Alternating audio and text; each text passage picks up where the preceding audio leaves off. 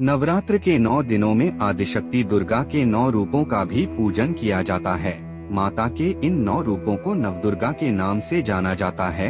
नवरात्र के 9 दिनों में माँ दुर्गा के जिन 9 रूपों का पूजन किया जाता है, उनमें पहला शैलपुत्री, दूसरा ब्रह्मचारिणी, तीसरा चंद्रघंटा, चौथा कूष्मांडा, पांचवा स्कंदमाता, छठा कात्यायनी, सातवां कालरात्रि, आठवां महागौरी और नौवां सिद्धिदात्री की पूजन की जाती है। माता शैलपुत्री को लगाया जाने वाला भोग शुक्ल पक्ष की प्रतिपदा को प्रथम नवरात्रा होता है। नवरात्र के पहले दिन माता के प्रथम रूप माता शैलपुत्री की पूजा की जाती है। माता शैलपुत्री पर्वतराज हिमालय की पुत्री हैं और इसी कारण उनका नाम शैलपुत्री पड़ा। इस दिन उपवास करने के बाद माता के चरणों में गाय का शुद्ध घी अर्पित करने से आरोग्य का आशीर्वाद प्राप्त होता है और उपवास करने वाला निरोगी रहता है। माता ब्रह्मचारिणी को लगाया जाने वाला भोग आश्विन मास की द्वितीया तिथि के दिन श्री दुर्गा के द्वितीय रूप माता ब्रह्मचारिणी की पूजा की जाती है। माता इस रूप में तपस्विनी स्वरूपा होती है।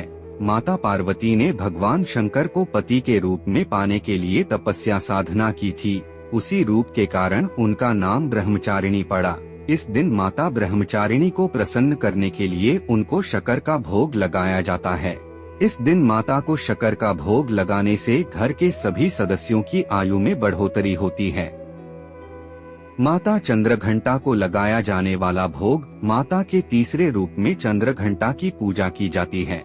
माता चंद्रघंटा के माथे पर चंद्र अर्ध स्वरूप में विद्यमान है। नवरात्र के तीसरे दिन इनका पूजन अर्चन किया जाता है। माता चंद्रघंटा का पूजन करने से उपवासक की सभी मनोइच्छा स्वतः पूरी हो जाती है तथा वह सांसारिक कष्टों से मुक्ति पाता है।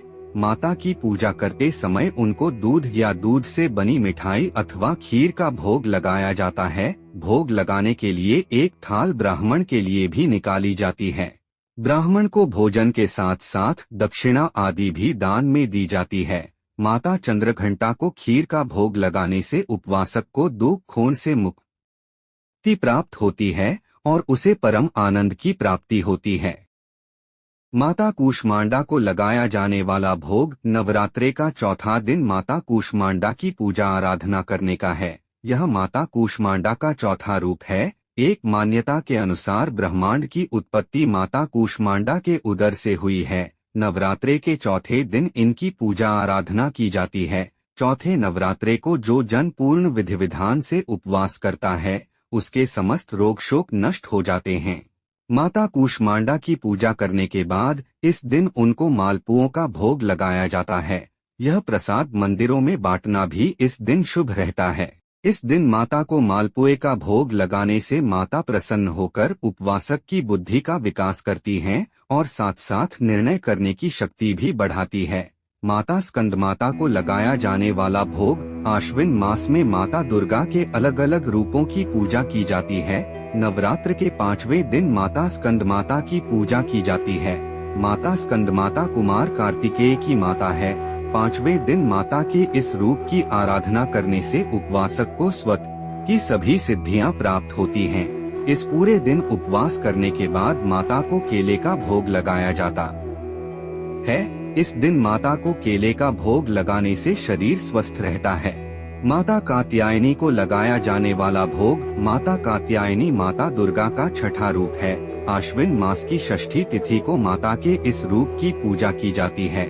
माता कात्यायनी ऋषि कात्यायन की पुत्री हैं। माता को अपनी तपस्या से प्रसन्न करने के बाद उनके यहाँ माता ने पुत्री रूप में जन्म लिया। इसी कारण वे कात्यायनी कहलाईं। नवरात्र के छठे दिन इनकी पूजा आराधना की जाती है। इस दिन माता को भोग में शहद दिया जाता है। माता कात्यायनी को शहद का भोग लगाने से उपवासक की आकर्षण शक्ति में वृद्धि होती है।